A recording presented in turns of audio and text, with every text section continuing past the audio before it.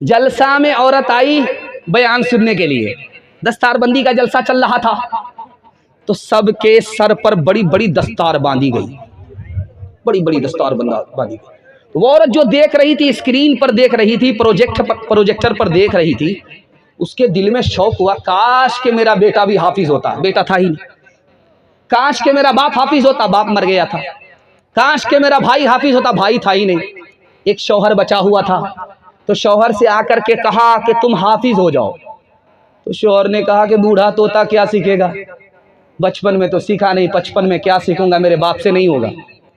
کہا تم سے 2 منٹ میں ہو جائے گا، حفظ کرنا بالکل آسان ہے، حافظ بننا بالکل آسان ہے، میں کرا لوں گی تمہیں حافظ، بنا لوں گی میں تمہیں حافظ، بالکل آسان ہے، تم ہمت کرو، کہ میرے باپ سے بھی نہیں ہوگا، میں بوڑھا ہو چکا ہوں، میں دھرتی کا بوجھ ہوں، قرآن کا اتنا بڑا بوجھ نہیں اٹھا سکتا۔ کہا کہ بالکل آسان ہے، اگر تم حافظ بنو گے میں تمہیں انعام دوں گی۔ اب شوہر کے کان کھڑے ہوئے کہ میری بیوی مجھ کو کیا انعام دے گی؟ اگر تم شادی کر لو گے تو تمہاری دوسری شادی کی میں اجازت دے دوں گی۔ اب کیا تھا، رات دن ایک کر کے 6 مہینے میں حافظ قرآن ہو گیا۔ وہ مائیں پیدا کرتی تھی نمازی، دھنی تلوار کے میدان کے غازی۔ وہ مائیں پیدا کرتی تھی نمازی، دھنی تلوار کے میدان کے غازی۔ وہ مائیں جب کہ لیتی تھی بلائیں، تو یوں بیٹے کو کرتی تھی دعائیں۔ عبادت میں کٹے بیٹا جوانی، شہادت میں ختم ہو زندگانی۔ میرے معصوم فرشتے تو ابھی کیا جانے، تجھ کو کس کس کے گناہوں کی سزا ملنی ہے، جو نظر ملنی ہے وہ تجھ کو خفا ملنی ہے، دین اور دھرم کے مارے ہوئے انسان کی جو نظر ملنی ہے وہ تجھ کو خفا ملنی ہے۔ تیرے بچپن کو جوانی کی دعا دیتی ہوں، اور دعا دے کے پریشان نسی ہو جاتی ہوں۔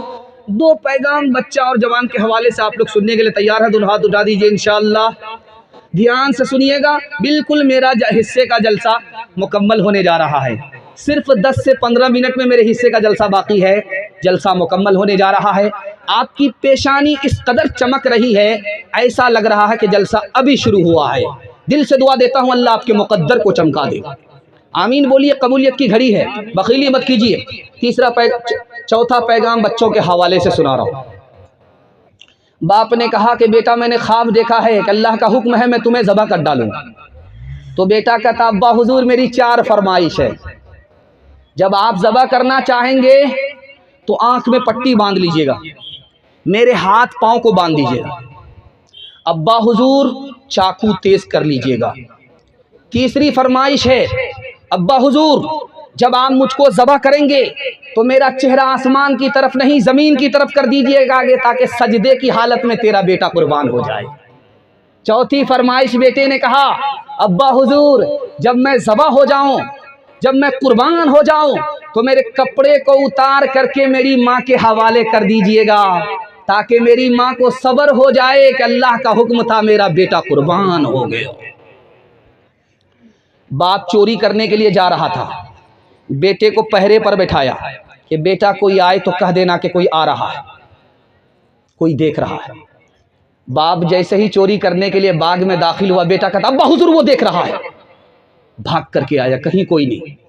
دوبارہ پھر جب ارادہ ہوا چوری کا، پھر بچہ کہتا ابا وہ دیکھ رہا ہے، پھر باپ بھاگ کر کے آیا۔ تیسری بار جب گیا باپ چوری کرنے کے لیے، بچے نے پھر کہا ابا وہ دیکھ رہا ہے، باپ بھاگ کر کے آیا، ایک تماچا مارا، کون تیرا باپ دیکھ رہا ہے؟ تو بیٹے نے کہا ابا حضور میں آپ کے تماچے کا برا نہیں مانتا، کون باپ دیکھ رہا ہے، کوئی دیکھے یا نہ دیکھے خدا تمہیں دیکھ رہا ہے۔ تیسری مثال آ رہی ہے، دھیان سے سنیے گا۔ باپ آیا بادشاہ کے دربار میں، نماز جلدی پڑھائی، کھانا تھوڑا کھایا۔ بادشاہ کے دربار میں آیا نماز پڑھانے کے لیے تو جلدی پڑھا دیا، جھٹا جھٹ جھٹا جھٹ جھٹا جھٹ۔ 10 منٹ کی نماز 5 منٹ میں ختم، السلام علیکم وعلیکم السلام، ہو گیا ختم۔ 5 منٹ میں نماز ختم۔ دسترخوان پر بیٹھا تو 2 لقمہ اٹھایا، ہاتھ دھو کر کے فارغ ہو گیا۔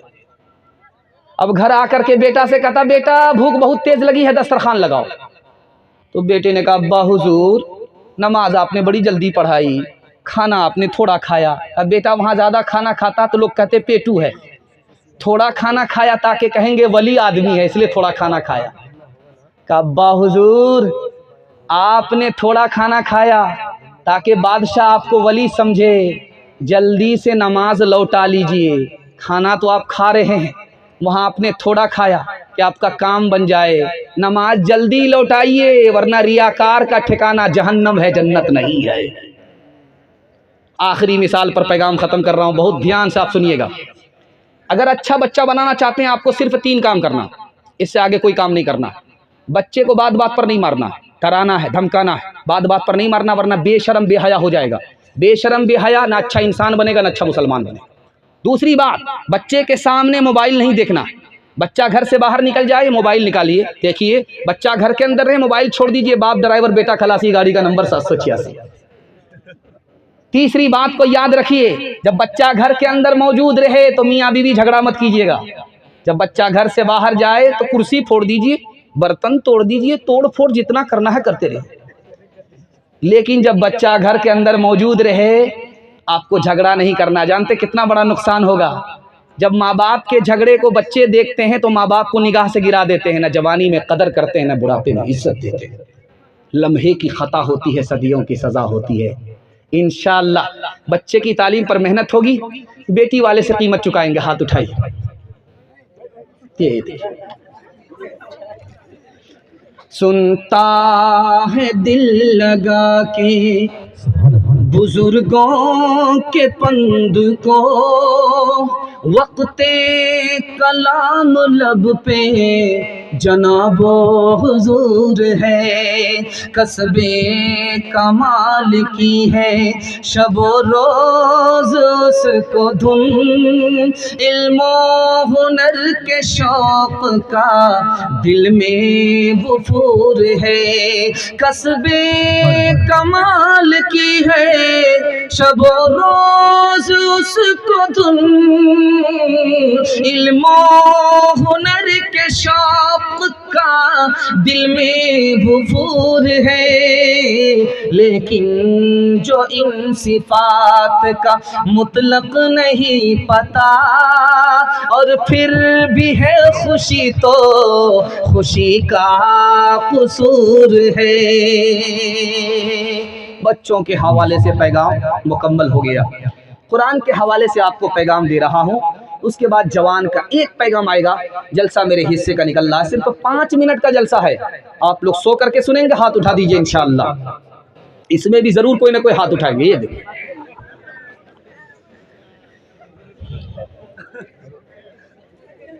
قرآن اللہ کی کتاب ہے، ہم کیسے مانیں؟ قرآن اللہ کی کتاب ہے، ہم کیسے مانیں؟ 3 وجہ سے ماننا ہے کہ یہ اللہ کی کتاب ہے۔ اگر آپ کو شک ہے کہ اللہ کی کتاب نہیں ہے تو کاپی کر کے دکھائیے، کاپی دکھا ہی نہیں سکتا کوئی۔ اللہ کی کتاب ہے یہ کیسے مانے؟ پیشین گوئی اللہ نے کر دی کہ قرآن اللہ کا اجالا ہے، اس کو کوئی بجھا نہیں سکتا۔ 1400 سال سے لوگ محنت کر رہے ہیں لیکن قرآن کے نور کو مٹا نہیں سکے۔ تیسری بات، یہ اللہ کی کتاب ہے کیسے مانے؟ جس وقت قرآن نازل ہو رہا تھا اس وقت سائنس نہیں تھی، ٹیکنالوجی نہیں تھی، لیکن آج ٹیکنالوجی ہے، سائنس ہے، سائنس قرآن کی بات کو غلط ثابت کر ہی نہیں سکتی۔ یاد رکھیے، سائنس میں ہے جہاں پانی وہاں زندگانی، سائنس میں ہے جہاں پانی وہاں زندگانی۔ آج سائنس کہہ رہی ہے جہاں پانی وہاں زندگانی۔ قرآن نے 1400 سال پہلے کر دیا کہ میں نے ہر چیز کو پانی سے زندگی بخشی ہے۔ آج سائنس کہہ رہی ہے کہ سورج اور چاند میں جو رشتہ ہے ماں بیٹے کا، جیسے ماں اور بیٹے کا رشتہ ہوتا ہے، ماں دودھ پلاتی ہے بیٹا دودھ پیتا ہے، اسی طرح چاند اور سورج کا رشتہ ہے. سورج ماں ہے، اس سے روشنی ملتی ہے چاند کو، چاند بیٹا ہے. اور قرآن نے 1400 سال پہلے سورج کو مؤنث کہا یعنی عورت کہا، اور چاند کو مذکر کہا یعنی مرد کہا. تیسری بات کو ذرا دھیان سے سنیے گا.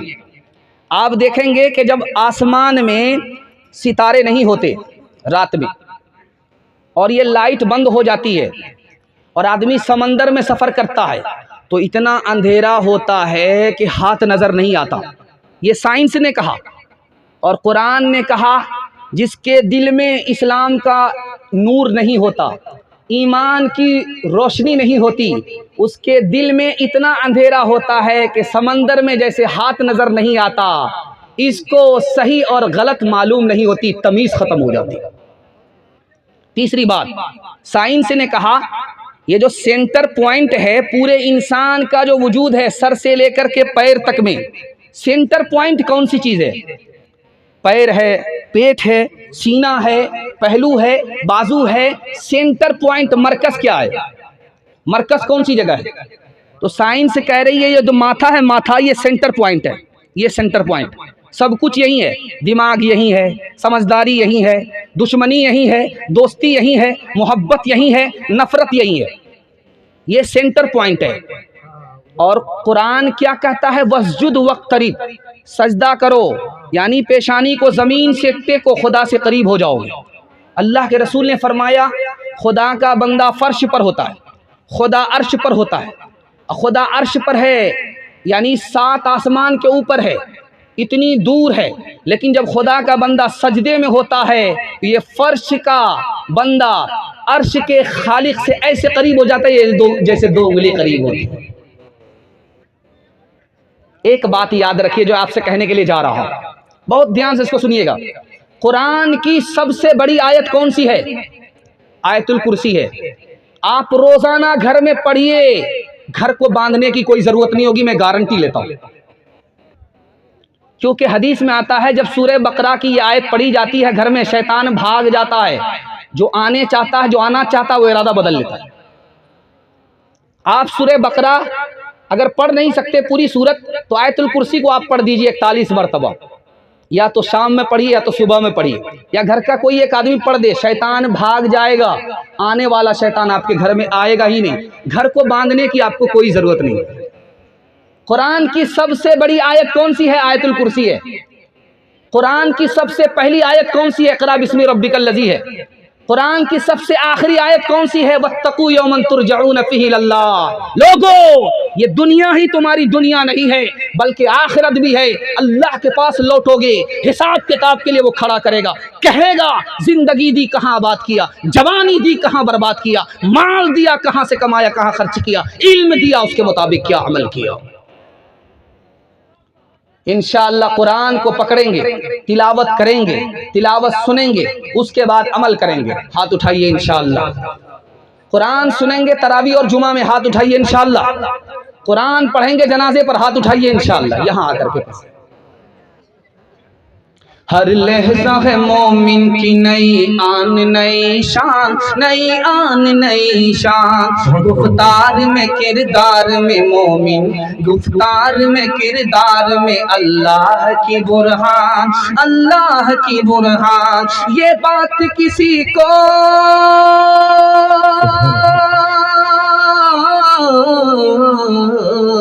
یہ بات کسی کو نہیں معلوم کہ مومن قاری نظر آتا ہے، حقیقت میں ہے قرآن، حقیقت میں ہے قرآن. جوانوں کے حوالے سے آخری پیغام اور زحمت تمام.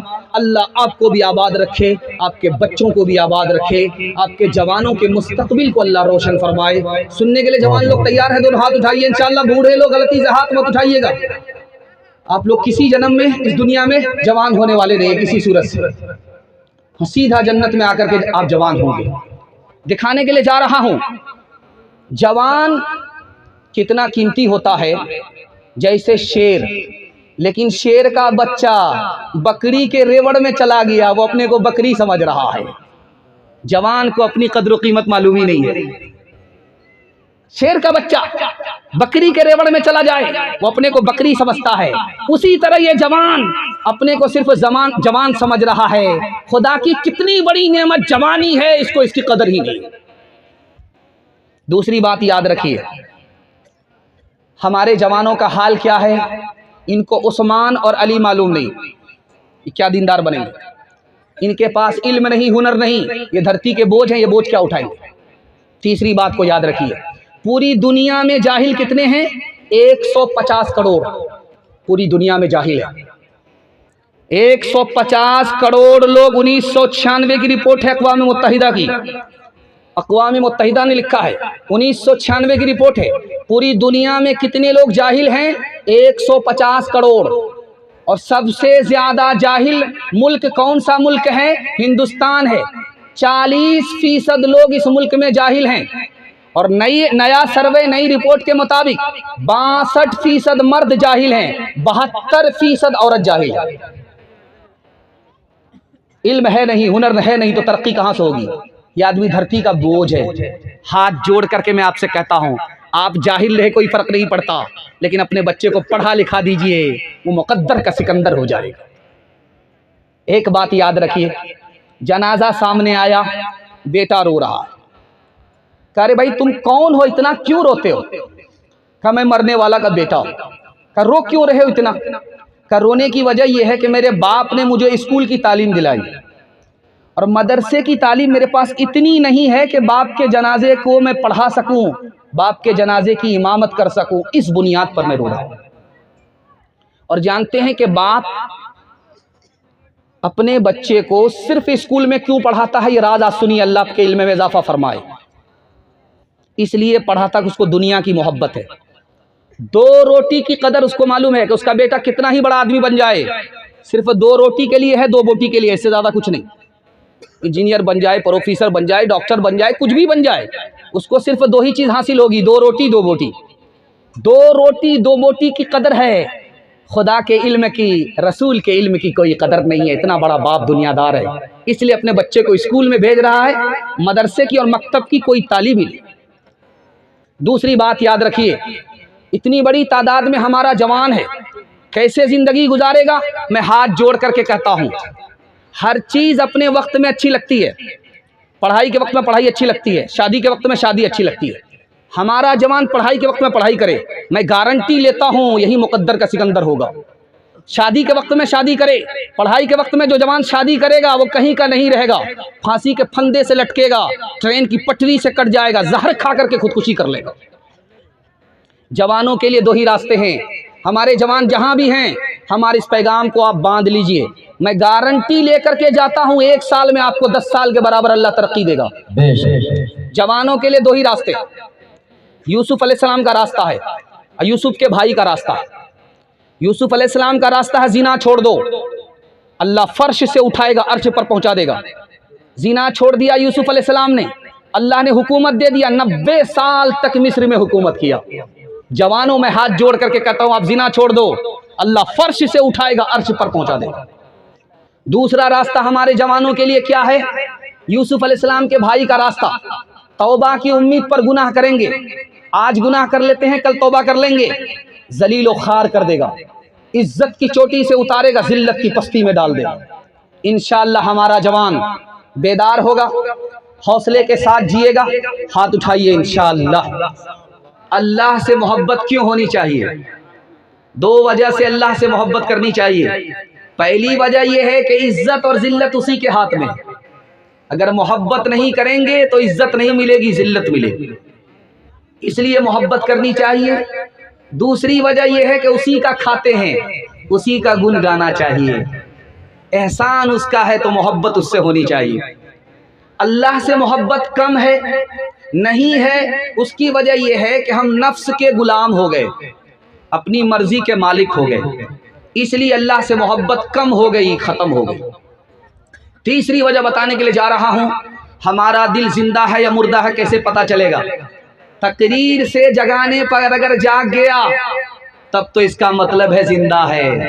अगर तकरीर के बाद, तबलीग के बाद, जलसे के बाद भी हम नहीं सुधरे, ہمارا دل جاگ نہیں رہا ہے، اس کا مطلب ہے کہ میرا دل مر گیا ہے، زندہ نہیں ہے۔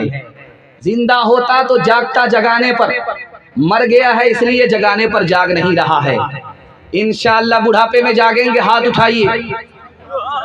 جوانی میں سوئیں گے، ہاتھ اٹھائیے۔ دل گلستان تھا تو ہر شے سے ٹپکتی تھی بہار، دل بیاباں ہو گیا، عالم بیاباں ہو گیا۔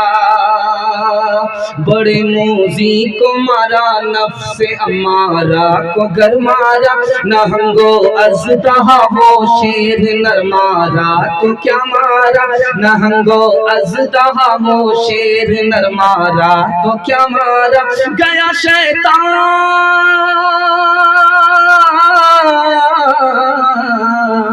گیا شیطان مارا ایک سجدے کے نہ کرنے میں، اگر لاکھوں برس سجدے میں سر مارا تو کیا مارا، اگر لاکھوں برس سجدے میں سر مارا تو کیا مارا۔ سیرت کے حوالے سے جلسہ آ رہا ہے، مدینہ کا حوالہ آپ کی خدمت میں آ رہا ہے۔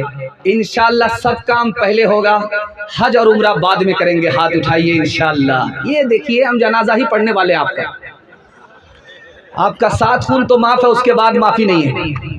دھیان سے سنیے گا، جلدی سے نکل جائے گا۔ پہلا پیغام آپ کی خدمت میں آ رہا ہے مدینے کے حوالے سے۔ اللہ نے آنکھ دیا ہے، انتقال سے پہلے اس آنکھ سے مدینہ دیکھ لیجئے، نبی کی شفاعت ملے گی۔ دھیان سے سنیے گا، جلدی سے نکل جائے گا۔ پہلا پیغام، خوبصورت پیغام آپ کی خدمت میں آ رہا ہے۔ حاجی گئے ہندوستان سے، اس حاجی کا نام تھا نانوتوی، گئے حج کرنے کے لیے۔ جوتا ہٹا دیا پیر سے، ننگے چل رہے۔ لوگوں نے کہا کہ حضور آپ نے جوتا نہیں پہنا، زمین گرم ہے، پتھریلی زمین ہے، آبلہ پڑ جائے گا، پیر میں پھوکا ہو جائے گا، آبلہ ہو جائے گا، پھوکا ہو جائے گا، جوتا پہنیے۔ تو کیا کہتے ہیں جوتا اس لیے نہیں پہنتا، کیا پتا جوتا وہیں پڑ جائے جہاں آج سے 1400 سال پہلے نبی کا قدم پڑا تھا۔ دوسری مثال آ رہی ہے، دھیان سے سنیے گا۔ مدینے سے حاجی جب آتے ہیں تو تسبیح دیتے ہیں اپنے رشتہ دار کو، تسبیح دیتے ہیں، مصلی دیتے ہیں۔ مصلی میں لکھا ہوا رہتا ہے میڈ ان چائنا، تسبیح میں لکھا رہتا ہے میڈ ان چائنا۔ مطلب کیا ہوا، یہ جو تسبیح آپ مدینہ سے لا کر کے دے رہے ہو یہ چائنا کا بنی ہوئی ہے، یہ مصلی جو آپ دے رہے ہو یہ چائنا کا بنا ہوا ہے، آپ کیسے کہتے ہو مدینے کا؟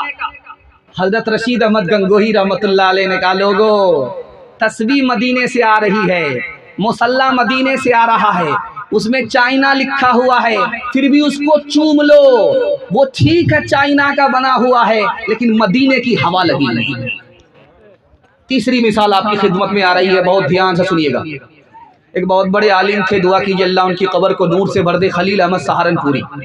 وہ کہتے میں نے اللہ سے 3 دعائیں مانگی، 2 دعا قبول ہو گئی، 1 دعا قبول نہیں ہوئی ہے۔ عرب میں مسلمانوں کی حکومت ہو، یہ دعا قبول ہو گئی۔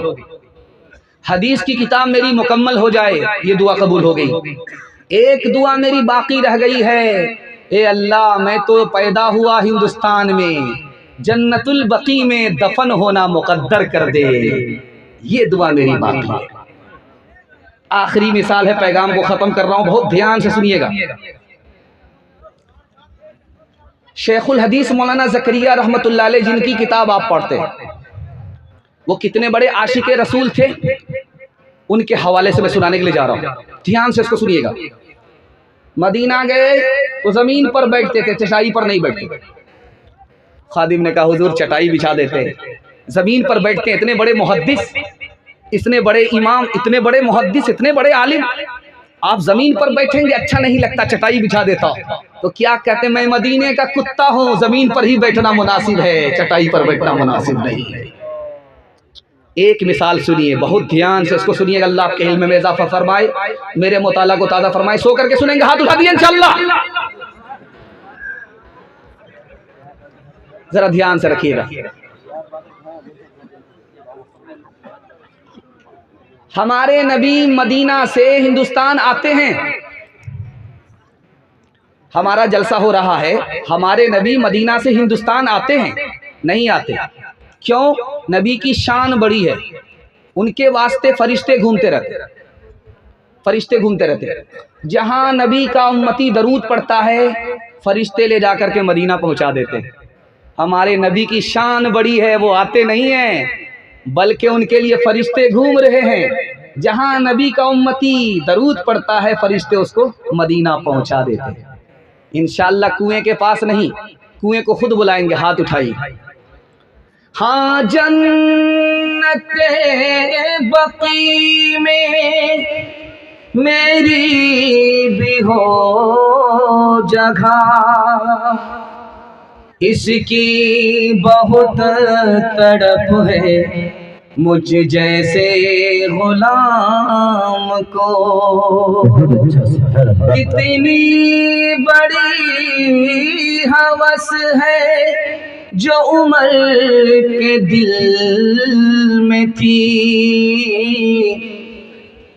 ہو جائے گر نصیب غلامی غلام کو، شوق و نیاز و عیز کے، شوق و نیاز و عیز کے سانچے میں ڈھل کے آ، سانچے میں ڈھل کے آ، وہ کوچے حبیب ہے پلکوں پہ چل کے آ، پلکوں پہ چل کے آ، امت کے اولیاء بھی ادب سے ہے دم بخود، وہ بارگاہ سرورے دی ہے سنبھل کے آ، سوز و تپش سخن میں اگر چاہتا ہے تو عشق نبی کی آگ میں تائب پگھل کے آ، تائب پگھل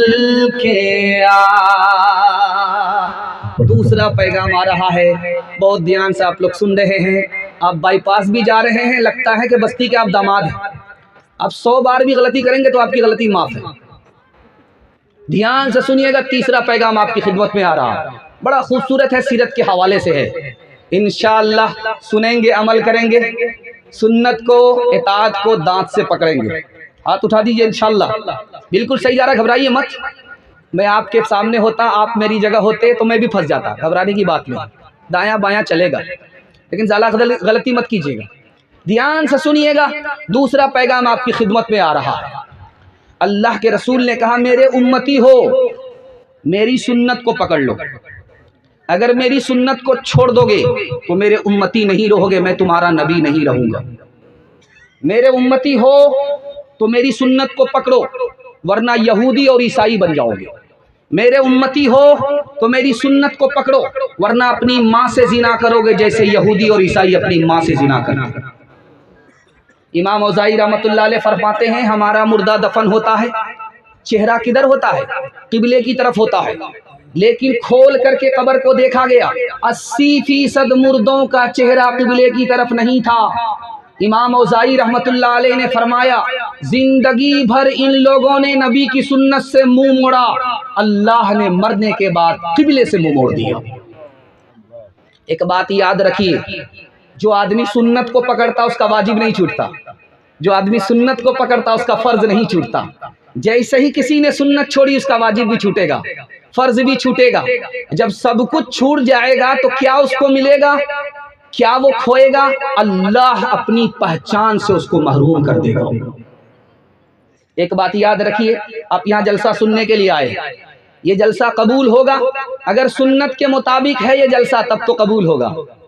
آپ اللہ کی رضا کے لیے آئے ہیں تب تو یہ جلسہ قبول ہوگا۔ اللہ نے آپ کو توفیق دیا، یہاں سے پیغام ملا، اس پر آپ نے عمل کیا، تب تو یہ جلسہ قبول ہوگا۔ سنت کے مطابق اگر کوئی نیکی آپ کی نہیں ہے، زندگی بھر 60 سال آپ نیکی کرتے رہیں گے، کوئی نیکی قبول نہیں ہوگی۔ یہ سنت کو ہم پکڑے ہوئے، اس کی مثال کشتی کی طرح ہے، جو کشتی میں ہوگا وہی نجات پائے گا، جو کشتی سے باہر ہوگا وہ ہلاک ہو جائے گا، جو سنت سے باہر جائے گا وہ ہلاک ہو جائے گا۔ آخری بات بتا رہا ہوں، اس کو بہت دھیان سے سنیے گا۔ نبی کی سنت کو پکڑیے، ہاتھ سے بھی دانت سے بھی نبی کی سنت کو ہر موقع پر زندہ کیجیے۔ اگر زندہ نہیں کریں گے، ہاتھ سے چھوڑیں گے، دانت سے چھوڑیں گے، اللہ کے نبی کی شفاعت سے قیامت میں اللہ محروم کر دے گا۔ شفاعت سے مطلب ہوگی، سنت اور اطاعت سے مطلب نہیں۔ ہاتھ اٹھائیے انشاءاللہ۔ یہ دیکھیے کہاں ہے یہ لوگ۔ اب بتائیے کہ یہ لوگ اجتماع سنتے سنتے اتنے تھک گئے ہیں کہ بایاں دایاں جا رہا ہے، پتہ ہی نہیں چل رہا یہ جلسہ سننے والے ہیں یا کنیا کے ماموں ہیں، دلہا کے ماموں، دونوں طرف ہے، آدھا ادھر ہے آدھا ادھر ہے۔ ابھی ایک صاحب نے مجھے کہا تھا کہ دیکھیے آپ جب آئیے گا جلسہ میں تو ایک مصرع ضرور پڑھیے گا، کنکٹا والا مصرع پڑھیے گا۔